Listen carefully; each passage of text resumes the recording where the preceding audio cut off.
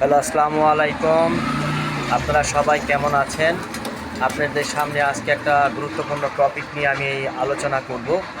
এটা এখন ওই ফেসবুকে আমি জিনিসটা লক্ষ্য করলাম, খুব আলোড়ন সৃষ্টি করছে।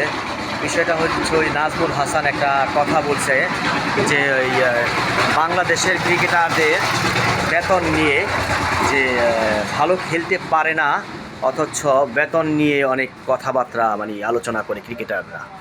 আসলে এই বিষয়টা আমি তার সাথে একমত। আপনি কেন আসলেই বাংলাদেশের ক্রিকেটারদের স্কেল নিয়ে ডেভেলপ করা উচিত। 10 বছরের বেশি সময় হয়ে গেছে বাংলাদেশের ক্রিকেটের একটা ট্রফি এখনও আমরা আনতে পারিনি। এটা আমাদের ক্রিকেটের জন্য অবশ্যই একটা ব্যর্থতা। আমি বলবো যে আমাদের ক্রিকেটার না, আমাদের সমস্ত ক্রিকেটের যে ম্যানেজমেন্টের এই পৃষ্ঠপোষকতার অভাব ছিল, আমাদেরকে এই জায়গাটায় কাজ করতে হবে। আফগানিস্তানের মতো একটা দেশ, যুদ্ধগ্রস্ত দেশ, তারা কত ভালো ক্রিকেট খেলে, অস্ট্রেলিয়ার মতো দলকে তারা ভয় পায় না। আর আমাদের বাংলাদেশের ক্রিকেটারদের কিসের এত ভয়?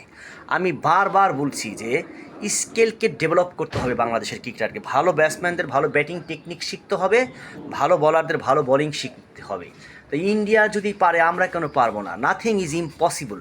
অবশ্যই যোগ্য জায়গায় যোগ্য ব্যক্তি দরকার। নাজমুল হোসেনদের পাপনের মতো লোক আমাদের ক্রিকেটের অঙ্গনে দরকার আছে বাংলাদেশের ক্রিকেটের স্বার্থে।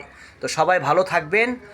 আমার চ্যানেলটা প্লিজ একটু সাবস্ক্রাইব করে দিবেন। আমরা সবাই সবাইকে সহযোগিতা করি। পৃথিবী অনেক সুন্দর। আমি আপনাদের সবাইকে অনেক ভালোবাসি। আমার জন্য দোয়া করবেন। আসসালামু আলাইকুম।